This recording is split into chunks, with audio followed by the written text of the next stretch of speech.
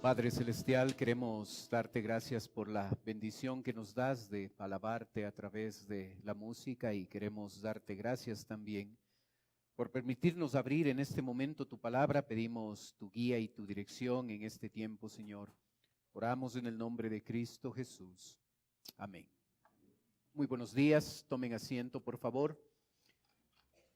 Job capítulo 31 en su Biblia, por favor. Job capítulo 31. Antes de interrumpir nuestro estudio de Job 31, antes de interrumpir nuestro estudio de Job, nosotros empezamos a estudiar ya el capítulo 31. Aprendimos que este capítulo son las últimas palabras de Job, las palabras formales de Job dirigidas a sus tres amigos. El capítulo 31, viniendo de un abogado, de un juez, es un documento legal de inocencia. Así es que todo el lenguaje y las palabras va a verse con palabras legales. Nosotros aprendimos que en este capítulo 31 existen 17 juramentos. Usted lo puede ver en la pantalla. Aquí están todos los versículos y los 17 juramentos. Empieza con esa pequeña preposición sí. Si yo he cometido este pecado, que me pase esto en mi vida. Y ese es el estilo que tenemos en capítulo 31. 17 juramentos. Hemos estudiado algunos de esos juramentos. Ahora vamos a terminar de estudiar los juramentos que quedaron pendientes. Empezamos en el versículo 16. Observe lo que dice. Si estorbé el contento de los pobres, e hice desfallecer los ojos de la viuda, si comí mi bocado solo y no comió de él el huérfano, porque desde mi juventud creció conmigo como con un padre, y desde el vientre de mi madre fue guía de la viuda, si he visto que pereciera alguno sin vestido, y el menesteroso sin abrigo, si no me bendijeron sus lomos, y del vellón de mis ovejas se calentaron, si alcé contra el huérfano mi mano, aunque viese que me ayudaran en la puerta. En este pasaje nosotros observamos la relación que Job tiene con el prójimo. Es interesante que se haga referencia a los pobres, a la viuda, al huérfano y al menesteroso, es decir, al pobre en extremo. ¿Sabe? Una característica de nosotros los cristianos debería ser amar al prójimo. No solo cantar el primer cántico, el primer himno que dice ama a tus prójimos. No solo un canto, debería ser un estilo de vida. Y aquí este hombre, Job, hace un juramento a Dios en el hecho de que él se ha preocupado por los pobres, por las viudas, por el huérfano y por los menesterosos. 4 diferentes grupos de personas a las cuales Job llegó a amar, llegó a suplir las necesidades de ellos. El texto nos deja en claro la forma específica en la que Job demostró amor. Versículo 17, les dio de comer. Versículo 19, les dio de vestir. Versículo 21, al ser juez, utilizó su profesión para llegar a ser de bendición a otros, y por eso el versículo 21 en su parte final hace referencia a la puerta. No a la puerta de la casa, a la puerta de la ciudad donde él trabajaba como juez. Así es que él les da de comer, él les daba vestido y él utilizaba su trabajo para bendecir a otras personas. ¿Sabe? nosotros debemos demostrar amor a nuestro prójimo. Y aquí tenemos 3 ideas de cómo hacerlo. Dar de comer, dar de vestir, utilizar nuestro trabajo para que sea de bendición. Es interesante que este hombre dice, porque desde mi juventud creció conmigo como un padre, y desde el vientre de mi madre fui guía de la viuda. Este hombre no aprendió a ser un hombre compasivo como resultado de un mensaje en la iglesia. Este hombre empezó a ser compasivo porque una de las instrucciones de su papá y su mamá fue enseñar a mostrar amor a otras personas, al prójimo. Hermano, esto debemos enseñar a nuestros hijos. Y si en la iglesia se enseña esto, es buena idea también.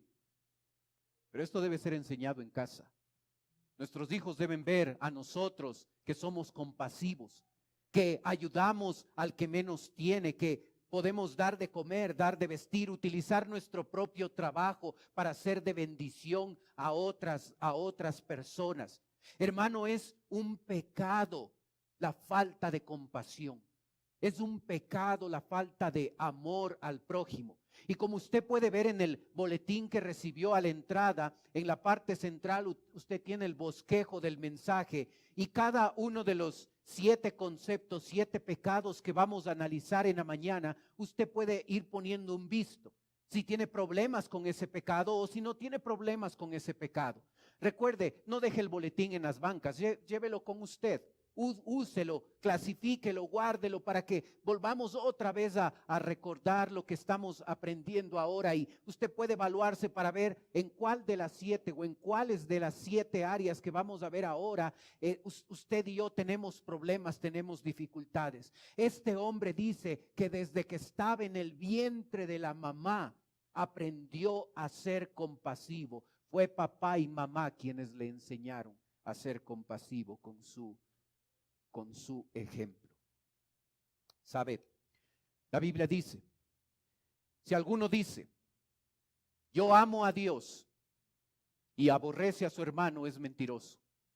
Pues el que no ama a su hermano, a quien ha visto, ¿cómo puede amar a Dios a quien no ha visto? Y nosotros tenemos este mandamiento de él. El que ama a Dios, ame también a su hermano. Una característica de nuestra fe. Una evidencia de nuestra fe, una característica de nuestro amor a Dios, no es decir yo amo a Dios. Una característica de nuestro amor sincero a Dios es amar al prójimo. Si no amamos al prójimo, al que vemos, ¿cómo decimos que amamos a Dios, a quien no hemos visto? Job dice, yo he amado al prójimo desde que estoy en el vientre de la madre. Y si yo he fallado en esta área de mi vida, versículos 22 y 23, observe la consecuencia que Job pide en su vida. Estamos capítulo 31, versículos 22 y 23. Mi espada se caiga de mi hombro, mi espalda se caiga de mi hombro, y el hueso de mi brazo sea quebrantado. Porque temí el castigo de Dios, contra cuya majestad yo no tendría poder. Otra versión de la Biblia de estos versículos dice, entonces que se disloque mi hombro, que mi brazo se descoyunte, eso sería mejor que enfrentar el juicio de Dios. Señor, yo te pido que si yo he fallado, que si yo he pecado al no ser compasivo con el prójimo, yo te pido, Señor, que me enferme. Imagine lo seguro que él está. Él pide eso porque está seguro que ha sido compasivo con el prójimo. Verso 24, segundo pecado. El pecado de confiar en las posesiones materiales. El verso dice, si puse en el oro mi esperanza y dije al oro, mi confianza eres tú. Hermano, la Biblia enseña que las posesiones materiales son importantes. La Biblia dice que el que no provee para los suyos es peor que un incrédulo. Así es que las posesiones materiales sí deben ocupar un lugar importante en nuestra vida. Pero eso es distinto a llegar a poner la esperanza y la confianza en las posesiones materiales. Nuestra esperanza y nuestra confianza no debe estar en el dinero, no debe estar en el trabajo, no debe estar en los bienes materiales. Nuestra esperanza y confianza deben estar en Dios. A veces cuando los ingresos cambian, disminuyen. A veces cuando hay una pérdida de trabajo, ahí en verdad nosotros identificamos con mejor claridad si nuestra esperanza ha estado en Dios o nuestra esperanza está en las posesiones materiales. Aquel que pone su esperanza en el dinero y pone su confianza en los bienes materiales, usualmente va a llegar a ser una persona orgullosa y que se vanagloria. Observe verso 25.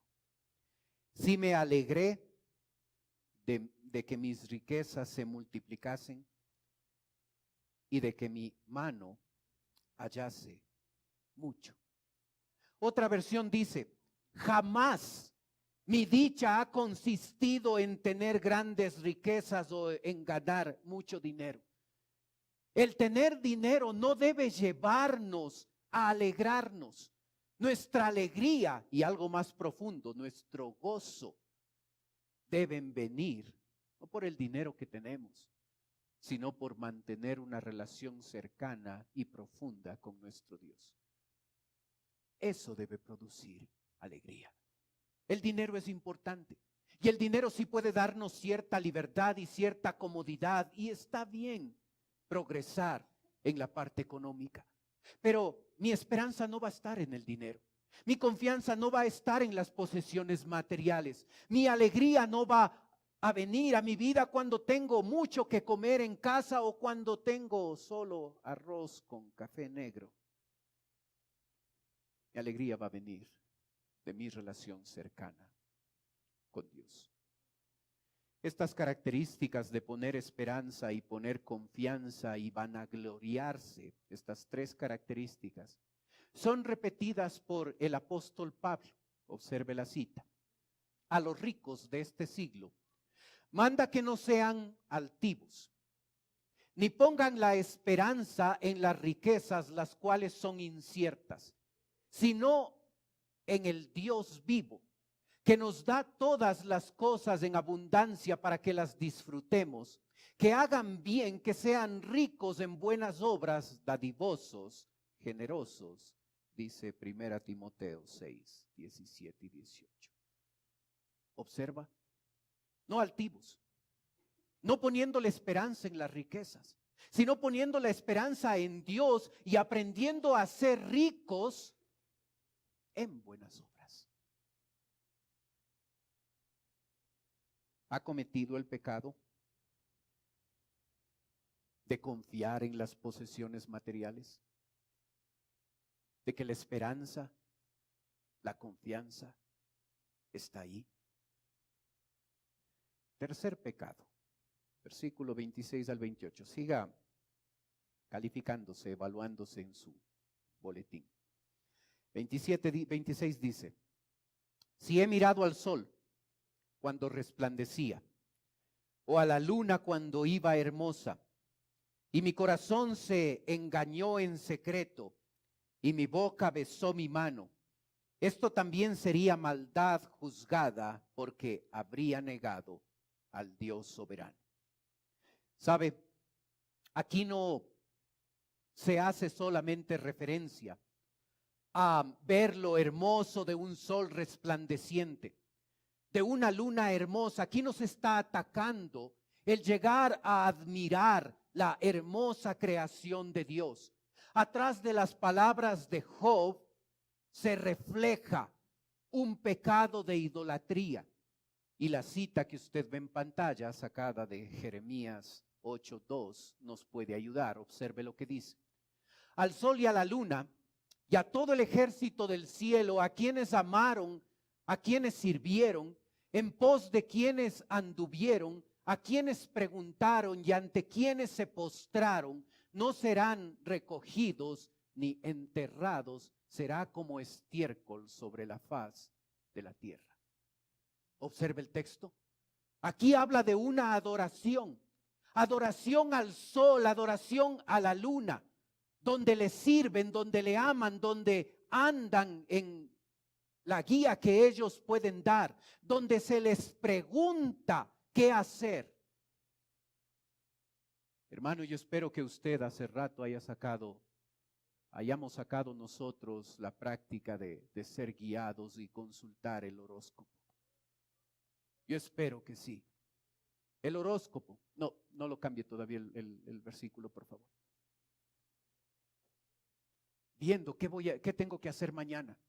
¿Cuál es el futuro de mañana? Y leo el horóscopo para ver que los planetas, cómo determinan mi vida aquí en la tierra. Y veo el horóscopo y dice, sí, mañana no salgas de la cama, mañana vende, mañana compra, mañana haz esto, mañana cásate, mañana no te cases. Hermano, eso no debe ser nuestra guía. No debemos preguntar. No debemos caer en la ouija, no debemos caer en personas que leen la mano y en tratar de hacer toda esa idolatría para confiar, para depender, para buscar la guía en estas cosas. Tenemos la palabra de Dios, la inerrable palabra de Dios que va a guiarnos de manera exacta y de manera precisa. Y en ese tiempo Job dice, y mi boca besó mi mano, porque contemplaban el sol y contemplaban la luna. Y su muestra de amar al sol y a la luna y de llegar a postrarse ante el sol y la luna, tomaban su mano y mandaban un beso volado al sol y a la luna como una evidencia de su adoración. ¿Sabe? Ninguna cosa, ninguna persona debe ocupar el primer lugar que solo le pertenece a Dios. Su esposa, su esposo, sus hijos, el dinero. Ninguna cosa debe ocupar el primer lugar. Porque cualquier cosa o cualquier persona que ocupa el primer lugar, el lugar que le pertenece a Dios, a ese acto se llama idolatría. Quizás nosotros no hemos caído en adorar al sol y a la luna. ¿Qué tal adorar a esto? Donde no tengo tiempo para leer la Biblia, pero en las redes sociales me puedo pasar un montón de tiempo. Donde casi no puedo vivir si me olvido este aparato en la casa y no lo llevo conmigo. Y no tengo tiempo para hablar con mi esposa, con mi hijo, no tengo tiempo para Dios, no tengo tiempo para cosas importantes en mi vida, pero puedo pasar horas en esto. ¿Idolatría? Claro. La moderna idolatría. Ten cuidado. Nada debe ocupar el lugar de Dios.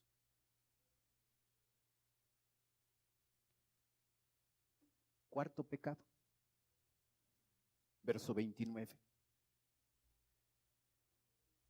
Si me alegré en el quebrantamiento del que me aborrecía, y me regocijé cuando le halló el mal. Este pasaje habla del pecado de la venganza. Y un par de actos vengativos, el primer acto de venganza está en este versículo 29.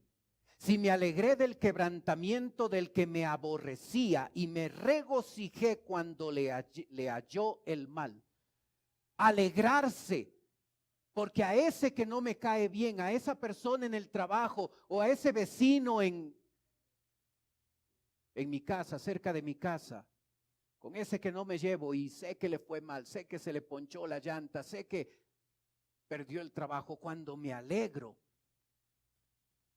Esa es una acción, ese es un pecado que muestra venganza en mi vida. Otro acto que demuestra venganza en nuestra vida, verso 30. Ni aún entregué al pecado mi lengua, pidiendo maldición para su alma. Llegar a orar a Dios para pedirle a Dios que le vaya mal a esa persona que de manera injusta afectó, esa persona que cometió un acto equivocado, incorrecto en mi vida, ese compañero de trabajo, ese vecino que cuando se cayó mi pelota allá la reventó, cuando actuó mal. Y oramos a Dios para que le vaya mal. Levítico 19 dice: no te vengarás ni guardarás rencor a los hijos de tu pueblo, sino amarás a tu prójimo como a ti mismo. Observa. Verso 31 dice que en vez de la venganza, debemos llegar a sustituir esa venganza con amor. Aunque existan diferencias entre nosotros. Y a veces algunos son los lobos y las ovejas y podemos ser con una persona tan diferentes en muchas cosas. Pero esas diferencias no nos imposibilitan a no amar. Y el verso 31 nos dice, observe, si mis siervos no decían, ¿quién no se ha saciado de su carne? Otra versión dice, mis siervos nunca han dicho, él dejó que otros pasaran hambre. Una característica en la vida de Job es que Job amaba a las personas a pesar de que algunos de ellos podían ser difíciles de amar. Observe versículos en la pantalla. Romanos 12 dice, así que si tu enemigo tiene hambre, dale de comer. Si tuviere sed, dale de beber, pues haciendo esto, ascuas de fuego amontonará sobre su cabeza. Observe este pasaje. Cuando nosotros tenemos una persona con la que no nos llevamos bien, que es difícil llevarnos, que puede ser aún nuestro enemigo, llegamos a tener una oportunidad tremenda, porque si nosotros actuamos con esa persona, amándole,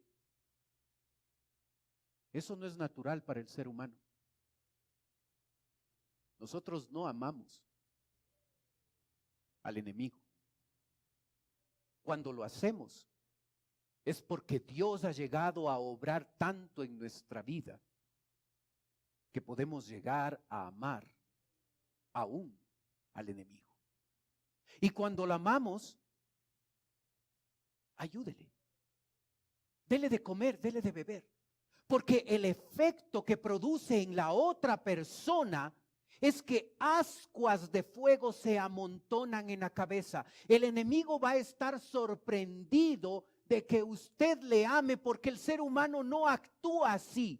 Y eso llega a abrir una puerta tremenda para el evangelio, porque cuando mi enemigo sabe que a pesar de existir un problema no resuelto, yo le amo de manera genuina, va a querer escuchar el evangelio. Porque el evangelio ya no es teoría, el evangelio ha cambiado la vida y ha hecho de mí una persona que puede amar aún al enemigo. Mateo 5 dice, porque yo os digo, amad a vuestros enemigos, bendecid a los que os maldicen, haced el bien a los que os aborrecen y orad por los que os ultrajan y os persiguen. Usted y yo hemos cometido el pecado de venganza.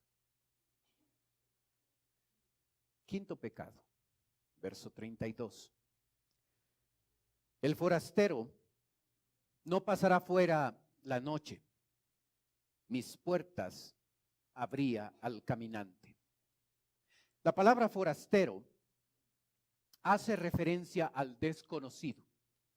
Cuando nosotros hablamos de hospitalidad en nuestra cultura occidental, pensamos que la hospitalidad es nuestro acto de abrir las puertas de la casa a nuestra familia, a nuestros amigos y ser hospitalarios con ellos. Y cuando lo vemos así, estamos viendo este pasaje con ojos occidentales. Cuando vemos el pasaje con ojos orientales, con la gente a la que se escribió esto, él pensaba en la hospitalidad dirigida al forastero, al desconocido.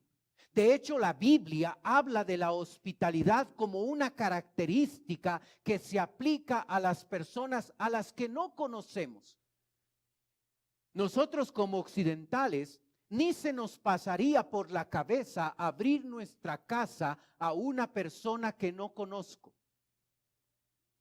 porque me van a robar, porque me pueden matar, porque pueden dañar a mi esposa, porque pueden dañar a mi hijo. Así es que nosotros la hospitalidad nunca la vemos en relación al desconocido. Siempre hablamos de la hospitalidad con aquel que es familia, con aquel que es conocido, con aquel que es amigo. Y la hospitalidad un ratito nomás, un par de días nomás, porque si no, exacto, apesta. Sí, 2 días y apesta, y es parte de nuestra cultura. Es arriesgarnos ser hospedador con el forastero. Nosotros no lo vemos así. El oriental sí, hasta el día de hoy, y por eso en la pantalla usted puede ver pasajes donde se habla de esto, donde dice,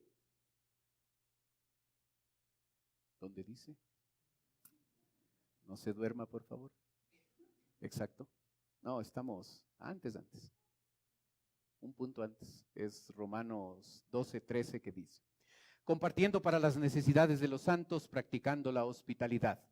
Hebreos 13:2 dice, no os olvidéis de la hospitalidad, porque por ella algunos sin saberlo hospedaron ángeles. Nosotros no tenemos esta mentalidad y necesitamos crecer y mejorar en esta área para no cometer el pecado de falta de hospitalidad. Nosotros solo pensar en la hospitalidad a desconocidos nos hace pensar, no, la ciudad es muy insegura, el país es muy inseguro, es una locura pensar hospedar a un desconocido, me van a robar, me van a violar, me van a hacer, no, en nuestra mentalidad occidental no entra este concepto. El oriental está acostumbrado a hospedar a desconocidos. ¿Les ha ido mal? Sí. Tenemos registro bíblico de gente que abusó de esta práctica y se aprovechó de esta hospitalidad. Y algunos llegaron a hospedar sin saberlo ángeles. Qué tremenda característica. Número 6, verso 33. Si encubrí como hombre mis transgresiones, escondiendo en mi seno mi iniquidad. Aquí está hablando del pecado de hipocresía al encubrir un pecado personal. Si encubrí como hombre mis transgresiones. Es interesante que se use la palabra transgresiones y no se use la palabra pecado. La palabra transgresión significa algo que está mal, algo que sé que está mal. Y aún así lo hago. Esa es la diferencia entre transgresión y pecado. El pecado puede ser un acto que yo no conozco. Yo no sabía que esto estaba mal y lo hago y sigue estando mal y sigue siendo incorrecto que yo lo haga. Pero la transgresión, la diferencia es que sé que está mal, sé que quebranta la ley de Dios y aún así lo hago. Y aquí habla de una persona que encubre su pecado. Hermano, hay un pecado oculto que nadie más sabe, que usted lo guarda, que usted lo oculta. ¿Sabe? Esa palabra encubrir vuelve a repetirse en otro pasaje de la Biblia, un pasaje mucho más conocido para nosotros. Observe. El que encubre sus pecados no prosperará, mas el que los confiesa y se aparta alcanzará misericordia. Hermano, usted y yo tenemos la garantía de Dios que si encubrimos un pecado en nuestra vida no va a haber prosperidad. No importa si otros se dan cuenta, puede ser que tengo la habilidad para ocultar un pecado en mi vida y nunca nadie se da cuenta de eso. Eso no quita el hecho de que si tengo un pecado encubierto en mi vida, no voy a prosperar. Y yo me pregunto, ¿no será que nuestra falta de prosperidad en la familia, en la relación con nuestro cónyuge, en la relación con nuestros hijos, en el trabajo, en la economía, nuestra falta de prosperidad en esas áreas no es el resultado de que hay un pecado encubierto en nosotros? Estamos tratando de pensar que el problema está en la economía, en el presidente, en las decisiones que se toman, cuando tal vez es el pecado oculto el que está produciendo esa falta de prosperidad. Ahí en la cita en Proverbios 28 hay un par de detalles más. Observe. Mas el que los confiesa. Hermano, he escuchado a algunos creyentes de esta iglesia confesar sus pecados. Y a veces lo han hecho muy mal. He escuchado, Señor, si he pecado, perdóname. He escuchado, Señor, si cometí un error, perdóname. Señor, si fallé, perdóname. Y ninguna de esas tres cosas es confesión. Confesar es, Señor, he mentido, perdóname. Debo hacerme responsable delante de Dios de lo que he hecho. No es si he pecado.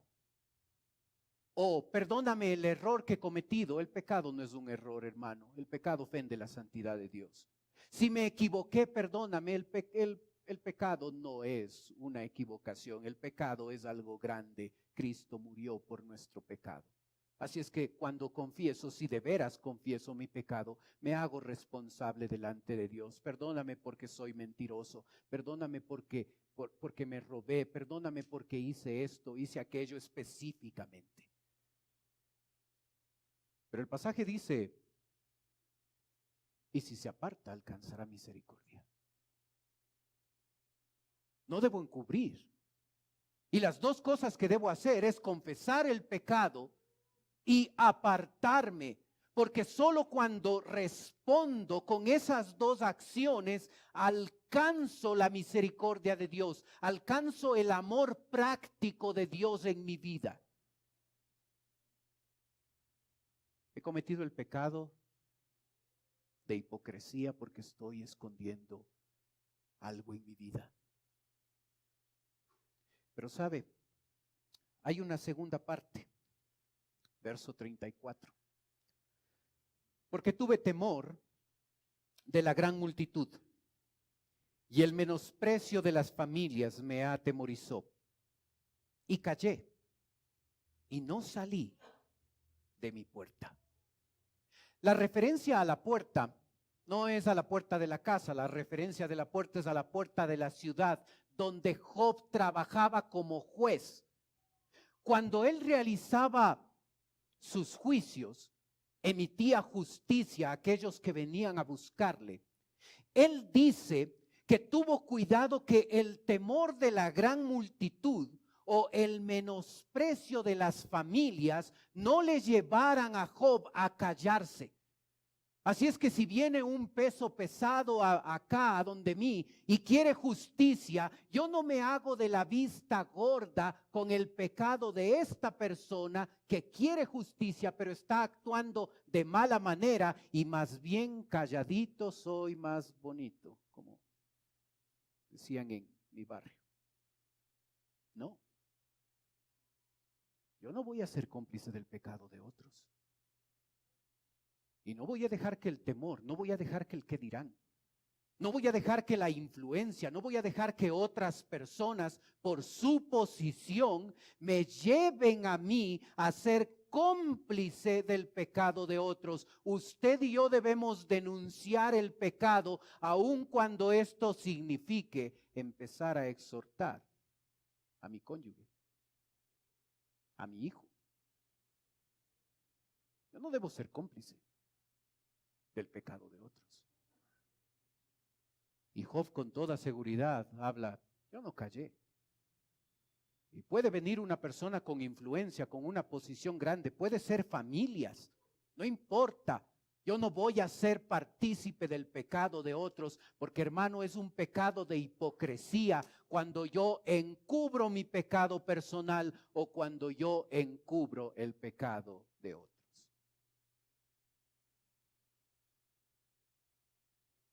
Séptimo pecado, verso 38. El pecado de abusar de la posición de autoridad. Si mi tierra clama contra mí y lloran todos sus surcos, si comí su sustancia, su cosecha, sin dinero, o afligí el alma de sus dueños. En estos dos juramentos, nosotros observamos que Job podía abusar de la posición de privilegio que tenía. Recuerda, hermano, lo que aprendimos en capítulo 1. Este hombre es la persona más importante, es la persona más adinerada, es la persona que tiene un cargo, el más importante, es un juez. Y llegaban a su juzgado muchos casos. Y él dice, mi tierra puede dar evidencia de que yo no abusé. La sustancia, la cosecha, yo no la obtuve sin dinero. O afligí el alma de sus dueños. Él no se aprovechó de los dueños de los terrenos para comerciar más barato, para comprar terrenos más baratos, porque él no abusó de su posición de autoridad. ¿Usted y yo hemos abusado de nuestra posición de autoridad? Si somos papás, tenemos posición de autoridad sobre nuestra esposa, sobre nuestros hijos. Si usted es mamá, tiene autoridad sobre sus hijos. Si usted es el jefe en la oficina, sus empleados están ahí, tiene autoridad sobre ellos. Y si usted se da cuenta, todos nosotros, en cierto momento y en cierta circunstancia, estamos en una posición de autoridad. Y debemos tener mucho cuidado de no abusar de esa posición de autoridad. Observe lo que Job le pide a Dios. Si él hubiera abusado de esa posición de autoridad. Verso 40. En lugar de trigo, me nazcan abrojos y espinos en lugar de cebada. Aquí terminan las palabras de Job. Observa lo que le pide. Señor, si yo he abusado de la autoridad, si me he aprovechado de los dueños de los terrenos, si me he aprovechado de sus cosechas, si yo he llegado a hacer esto, por favor te pido que venga una crisis económica en mi vida y que mi tierra produzca abrojos y espinos. ¿Usted estaría dispuesto a arriesgarse a orar así? Señor, si yo he abusado de mi posición de autoridad, que me vaya mal económicamente. Y este hombre estuvo tan seguro, sin ser una persona perfecta, era un pecador como cualquiera de nosotros. Estuvo tan seguro de su caminar con integridad, que llegó a realizar 17 juramentos donde le jura a Dios que había sido fiel en 17 áreas de su vida, y si no ha sido fiel en esas 17 áreas, Señor, yo te pido que tú me castigues. Para orar así uno necesita estar completamente seguro que ha sido fiel a Dios.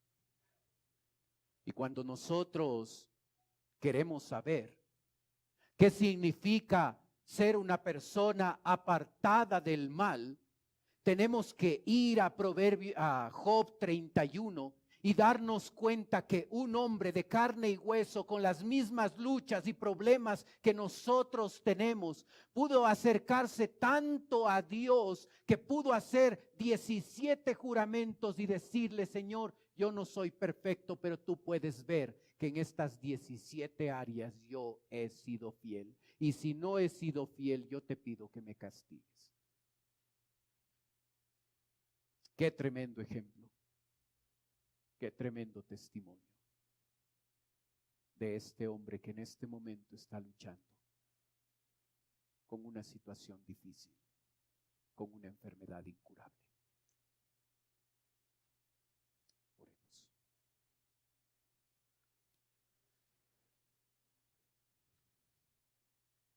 Padre Celestial, gracias por tu palabra. Gracias porque nos muestras en este capítulo cómo vive una persona apartada del mal. Gracias por el tremendo ejemplo de Job, pasando por momentos difíciles. Quizás nosotros en una situación parecida podríamos justificar nuestro mal comportamiento por estar en el momento de dolor. Y gracias porque Job no lo hizo. Y gracias porque este hombre mostró ser una persona compasiva, una persona que no ponía la confianza en las cosas materiales. No cayó en el pecado de idolatría, no dio lugar a la venganza. Se mostró como una persona hospitalaria. No encubrió su pecado ni el pecado de otros. Y llegó a manejar adecuadamente su posición de autoridad. Padre, yo te pido que tú nos ayudes a copiar este modelo. Que tú nos ayudes a seguir el ejemplo de Job. Pedimos tu bendición en la aplicación de tu palabra, Señor. Mientras usted sigue orando, por favor. Puede ser que esta mañana nos está visitando alguien por primera vez. Y si ese es su caso, mientras los demás tienen sus ojos cerrados, yo le pido que, si usted quiere permitirnos que oremos por usted, levante un ratito su mano. Con eso nos dice: vengo por primera vez, ore por mí. Gracias, veo su mano. ¿Alguien más? Veo su mano. Veo su mano atrás también, gracias. ¿Alguien más? Gracias, veo su mano. Veo su mano arriba también. Veo sus manos arriba, gracias. ¿Alguien más? Veo su mano también. ¿Alguien más? ¿Sabe? En un ratito voy a orar por usted. Pero usted que nos visita, quisiera ofrecerle algo más. Totalmente voluntario. Por favor, no se sienta presionada, no se sienta presionado. No es la idea. Si usted desea. Usted que viene por primera vez, además de darnos la oportunidad de orar, usted puede tomar sus cosas y puede pasar a la parte de abajo donde estoy yo. Si usted lo hace, una persona de nuestra iglesia se va a acercar, le va a llevar a otro lugar y en un lugar privado esa persona va a conversar con usted. Es totalmente voluntario. Si no quiere hacerlo, está bien. Pero si quiere darnos la oportunidad de conversar con usted un momento, yo le pido que en este instante, con toda confianza, sin ningún recelo, usted pueda pasar a la parte de abajo donde estoy yo. Los demás tienen sus ojos cerrados para que no le dé recelo, no le dé vergüenza de pasar. Pero si quiere hacerlo, venga, con toda confianza. Permítanos conversar un momento con usted.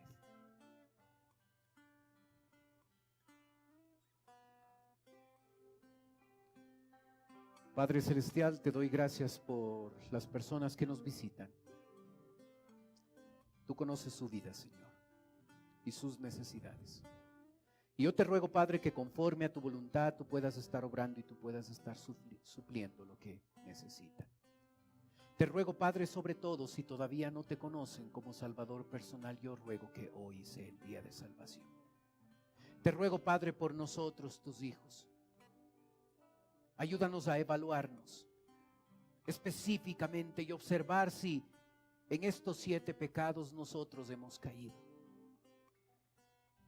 Ayúdanos a pedirte perdón y ayúdanos a ponerte a ti en primer lugar. Oramos en el nombre de Cristo Jesús.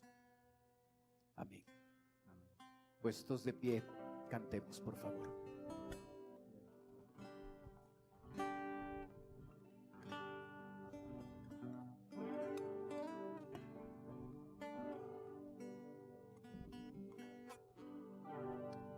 No busco una herencia ni cruzar el Jordán.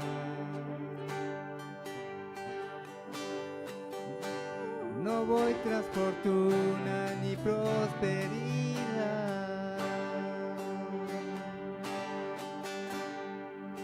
No tesoros ni la bendición. No busco más dones, no busco la unción. Si tú quieres todo esto, lo puedes tener.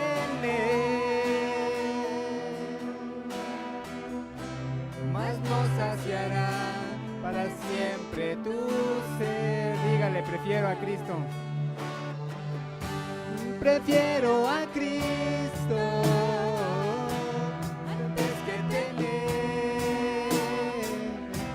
Los reinos del mundo no se comparan con Él. Prefiero a Cristo, quedo con Él. Es el tesoro escondido que tanto busqué.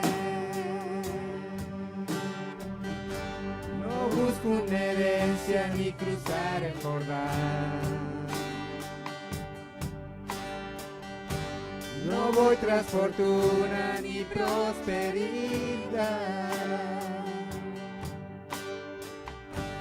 No anhelo tesoros ni la bendición.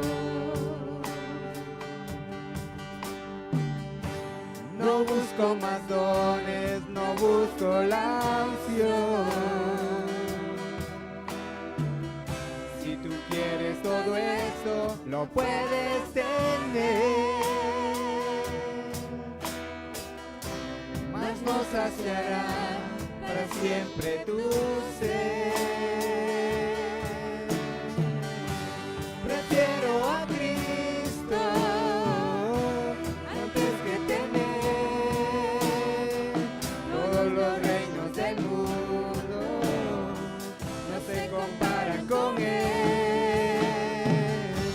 Prefiero a Cristo, me quedo con Él. Es el tesoro escondido que tanto busqué. Prefiero a Cristo antes que tener todos los reinos del mundo. No se comparan con Él. Solo las voces. Prefiero a Cristo.